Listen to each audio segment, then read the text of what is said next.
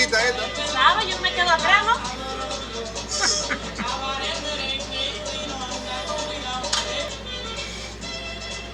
Hey y'all, your favorite nerdy girl is back, Nerdy Girl Reviews, and we are reviewing Lo Mio on HBO Max. Stay tuned for this review. Ahí viene el tieso. ¡Ey, ey, ey!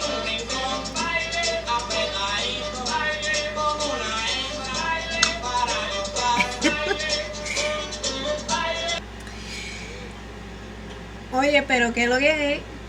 Alright, let me take a little sip. This is not Presidente, and this is not sponsored. I just wanted to go with the nice motif of the film, and this is a little strawberry lemonade kind of thing, so give me a sec. Little lemonade, little this, little that.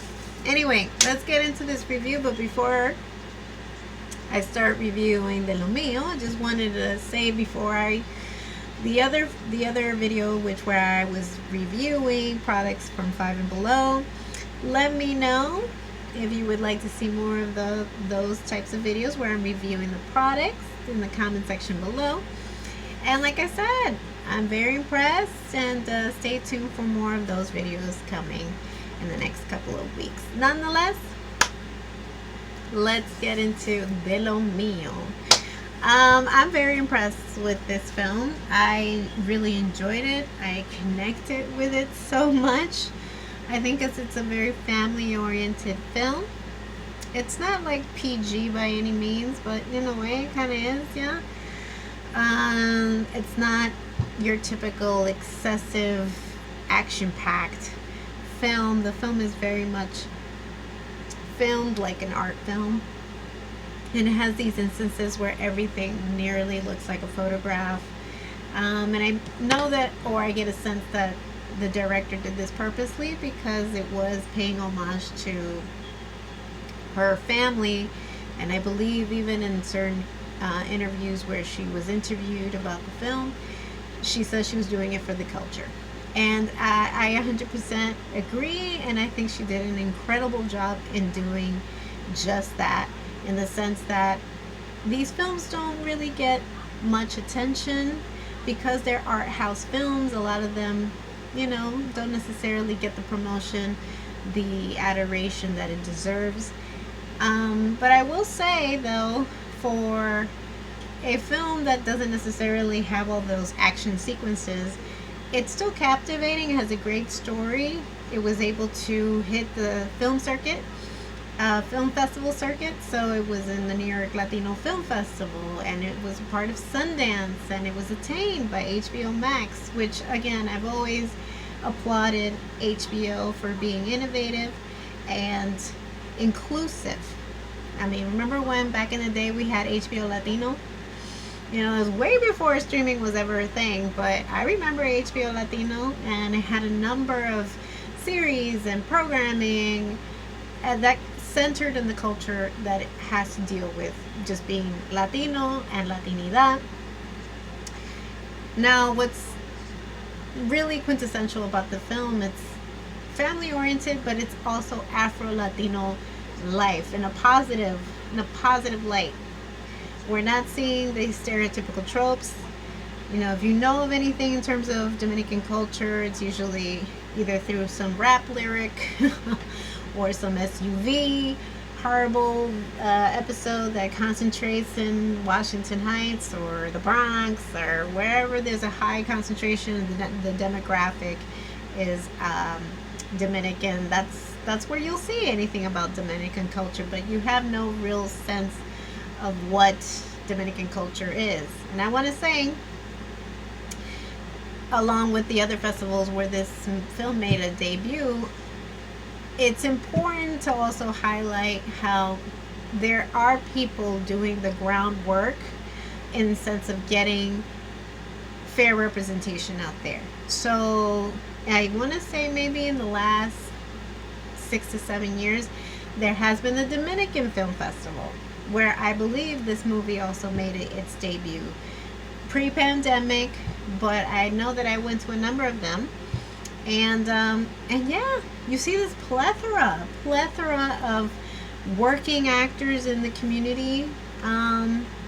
So the cast is Sasha Merci, who plays Rita, Darlene de Morisi, playing Carolina, and Hector Anibal, played by Dante. Now, all three are exceptional talent, Dominican talent.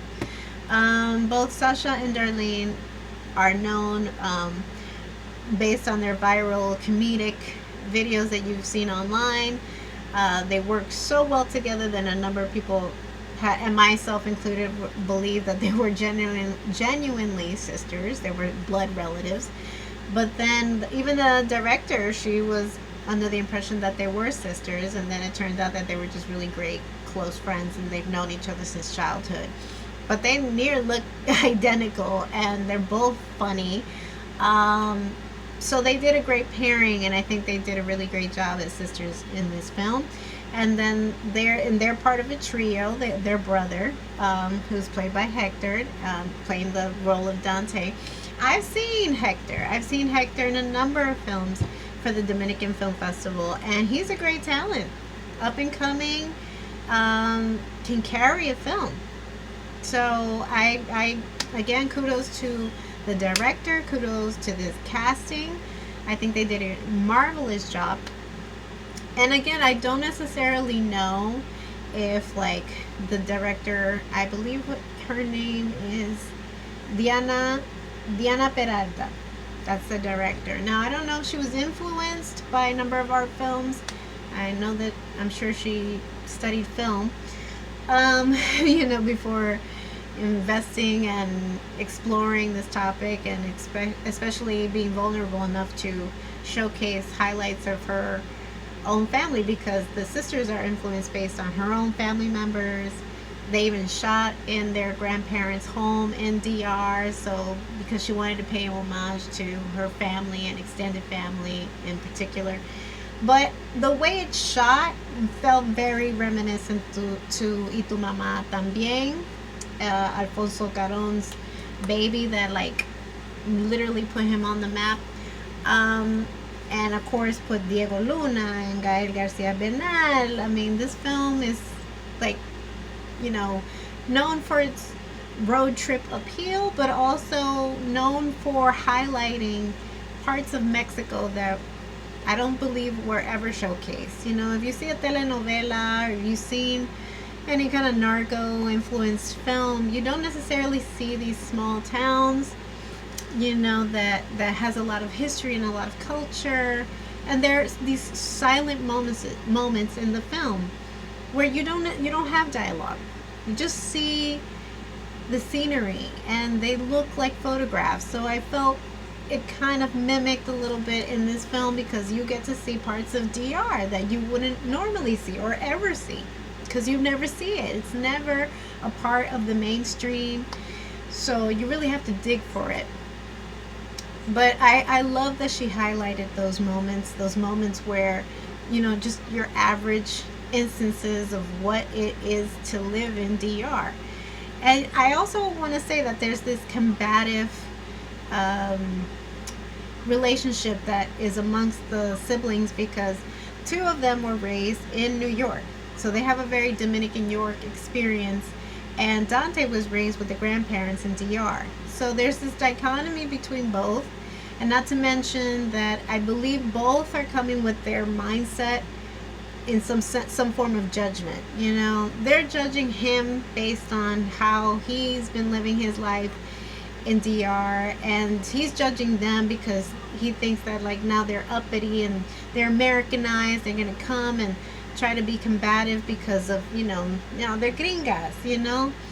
And then this happens with a lot of cultures. Though I'm loving it because I'm living vicariously, because I've lived long enough in the Washington Heights area. So I know my community. I know the culture that's ingrained here. But I know my own culture, which is Colombian American, and you do feel like that. You feel like, not that you're met up with confrontation, but there is that sense of like, who are you? Are you really? You're not really of this culture because you're more gringa. You're more of the United States than you are here, and here you are, pretending or putting on this role. So there's always that sense of like, you're neither here, you're neither from here, you're neither from over there, meaning the United States, because we're always met with racism. So it's always this back and forth that you go in your head, even within your own culture. But that's what she highlights in this film: bicultural stance of by being bilingual, being of feeling you're of two sets of values, two countries. They're always constantly like in battle, yeah, at least in your head. But I love that. I love that these were instances that she wanted to showcase, and these are stories that are important to be seen. Especially there's one scene at the very beginning where the two sisters are dealing with like the heat and humidity. Hold on a second. Yo lleno una cubeta allá afuera para que se bañe. I can't tell you how many times that happened visiting my own family. Again, you're met with that culture shock. That even though you're not like necessarily, born with all the wealth in the United States, but you're still in the United States, and then you see how that differs when you're in other countries. How the government treats their residents, and sometimes, yeah, there is a lack of water, there's a lack of electricity. You're met with humidity and heat, water bugs that you're not used to seeing. I know, it was a big shock to me when I saw, water bugs with wings. It was scary. But I want to say it was touching. You see that they're going through a lot. They're also dealing with a death. They're mourning their grandparents. They're also mourning. Look at this. I can't tell you again. I did this too, dealing with the bug spray. I mean, I love those instances because they're truthful. They feel very truthful. They feel very close to home. But yeah, they're dealing with mourning. They're dealing with loss. They also lost their father, and there's this hint of resentment because Dante, being the older brother, was left behind, and these two he feels like were preferred for whatever reason. So even in that, there's still like layers and layers of why parents took on the decision that they took on, and how that can build resentment. But nonetheless, I think the way that it ends the story, it leaves it to the viewer to kind of help, end it for you. No, they won't help, sorry, they will not end it for you. It's left up to you to make that kind of conscious decision. Will they continue to have a family-oriented relationship? Will they be back now that they've had to sell the property? Nobody can really necessarily maintain it. He's living in DR, the brother, but he has a family of his own, so he's not going to be able to maintain his home and another home.